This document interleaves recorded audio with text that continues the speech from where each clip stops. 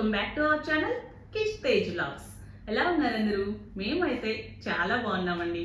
ఈరోజు అయితే నేను ఒక మంచి ఇంట్రెస్టింగ్ స్టోరీతో వచ్చేసాను. అదే హిస్టరీ ఆఫ్ ఒమన్. మేము ఒమన్లో ఉన్న విషయం మీ అందరికీ తెలిసిందే.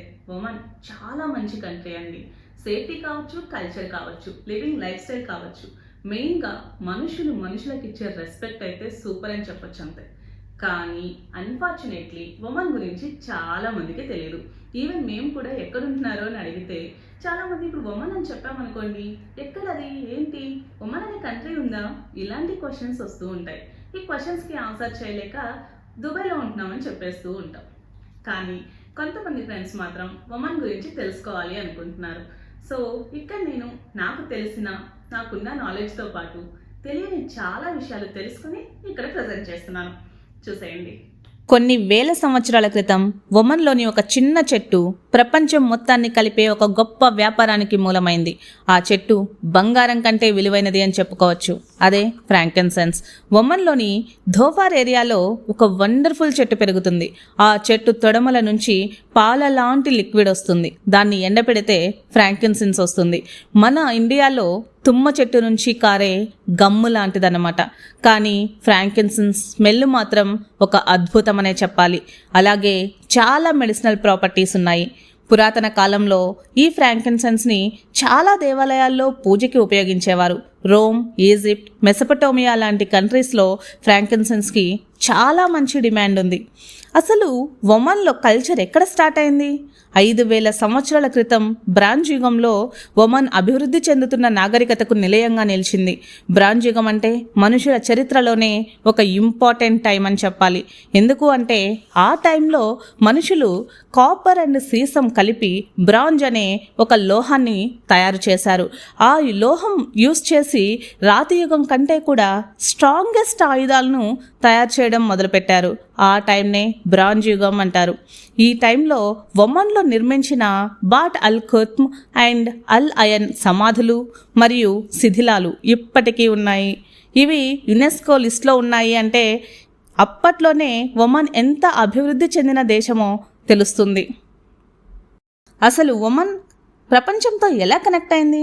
సలాలా నుండి క్యారవాన్ను, ఫ్రాంకిన్సెన్స్తో నిండిన ఒంటెలను తీసుకొని ఎడారులు దాటి ఈజిప్ట్, మెసపటోమియా, ఇండియా వరకు వెళ్ళేవి.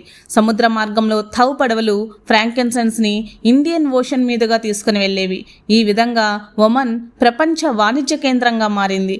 ఆలోచిస్తే ఒక చిన్న చెట్టు, ఆ చెట్టు నుంచి వచ్చే సువాసన ఒక మారుమూల ఉన్న ఒక దేశాన్ని ప్రపంచ దేశాలకు తెలిసేలా చేసింది. అఫ్లజ్ అంటే ఒక నీటి పారుదల సిస్టమ్. గల్ఫ్ కంట్రీస్ అన్నీ కూడా ఎడారులే. దానికి ఒమన్ ఏమాత్రం అతీతం కాదు. కానీ అప్పుడే ఒమన్ ప్రజలు ఒక అద్భుతమైన పద్ధతి కనిపెట్టారు. అదే అఫ్లజ్.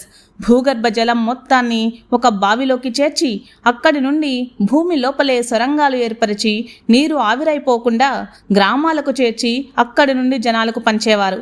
ఆ నీటితో వ్యవసాయం చేసేవారు. ఎలాంటి మెషిన్స్ లేకుండా తెలివి, కష్టం మాత్రమే యూజ్ చేసి ఈ పద్ధతిని కనుక్కున్నారు.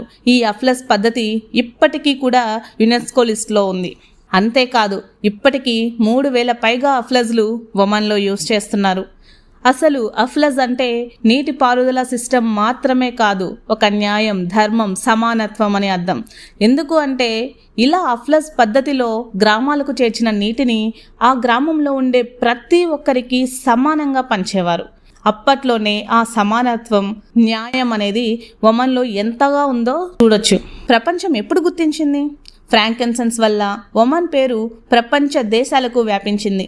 ఒక చిన్న చెట్టు నుంచి వచ్చే సువాసన ఆ దేశానికి ప్రపంచ ఖ్యాతి తెచ్చింది అంటే అద్భుతమే కదా.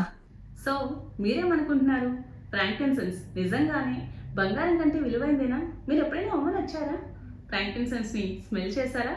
కామెంట్ చేయడం అస్సలు మర్చిపోకండి. నేనైతే సలాలలో ఉన్నప్పుడు ఫ్రాంకిన్సెన్స్ చెట్టును చూశానండి. కాకపోతే అప్పటికి మనకి ఛానల్ లేదు కదా, చూపించడానికి అవ్వలేదు. నెక్స్ట్ ఎప్పుడైనా మనకి ఛాన్స్ దొరికి పాసిబిలిటీ ఉంటే కనుక నేను సలాలా వెళ్ళినప్పుడు ఆ చెట్టును ఖచ్చితంగా చూపిస్తాను. అసలు బ్రాంజ్ యుగం నాగరికతలు, అఫ్లజ్ నీటిపారుదల, వాణిజ్య మార్గాలు ఇవన్నీ కూడా ఒమన్ చరిత్రలో ముఖ్యమైన అధ్యాయాలు అని చెప్పొచ్చు. ఇకపోతే నెక్స్ట్ ఎపిసోడ్లో మనం అసలు ఈ ఒమన్ ఇండియన్ ఓషన్ మీదుగా సముద్ర శక్తిగా ఎలా ఎదిగిందో తెలుసుకోవాలి అంటే కిష్ తేజ్ వ్లాగ్స్ని సబ్స్క్రైబ్ చేసేసుకోండి. ఇంతకీ ఈ వీడియో ఎలా అనిపించింది? వీడియో కనుక నచ్చినట్లయితే please do like, share and subscribe to our channel Kish Tej vlogs. Next ఎపిసోడ్లో కలుసుకుందాం. అంతవరకు బాయ్ బాయ్.